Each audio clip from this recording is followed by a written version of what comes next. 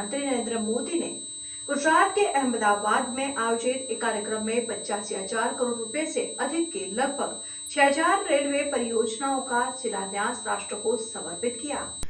प्रधानमंत्री नरेंद्र मोदी ने गुजरात के अहमदाबाद में आयोजित एक कार्यक्रम में 85,000 करोड़ रुपए से अधिक की लगभग 6,000 रेलवे परियोजनाओं का शिलान्यास राष्ट्र को समर्पित किया।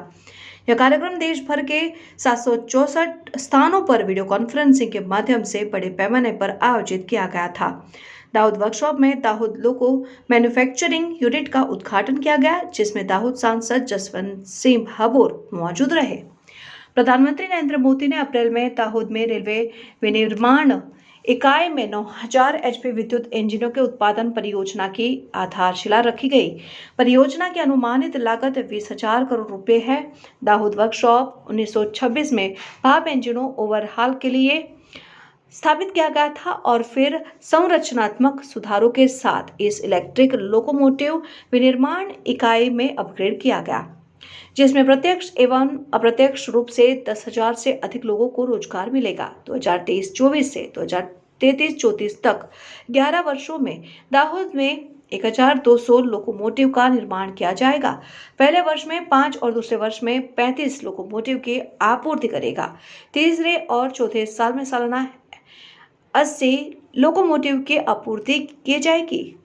5वें और 6ठे साल में उत्पादन बढ़ाकर सालाना 100 लोकोमोटिव तक बढ़ाया जाएगा। इसके बाद 2033-34 तक 5 वर्षों तक सालाना 160 लोकोमोटिव का उत्पादन किया जाएगा और लोकोमोटिव का निर्माण हरित ऊर्जा का उपयोग करके किया जाएगा और हरित विनिर्माण टैग होगा। और इस दौरान दाहोद वर्कशॉप में आयोजित कार्यक्रम में माननीय विधायक कन्हैयालाल किशोरी, जिला कलेक्टर योगेश निरगुडे, CWM विनय कुमार एवं अन्य गणमान्य जन प्रतिनिधि उपस्थित थे। तो બધા ખાતાના હવે લગભગ બધું ગોઠવાયેલું છે એમનું, રેલ ને પરેલ ને બધું જ। એવા સુધીરભાઈ પણ આ કામને જોવા એવા સુધીરભાઈ લાડપુરા સાહેબ, નગરપાલિકાના પ્રમુખ ગોપીભાઈ, ઉપપ્રમુખ શ્રદ્ધાબેન અને સામેલા તમામ પત્રકાર મિત્રો, ભાઈઓ અને બહેનો, બાળકો, આ દેશમાં જ્યારથી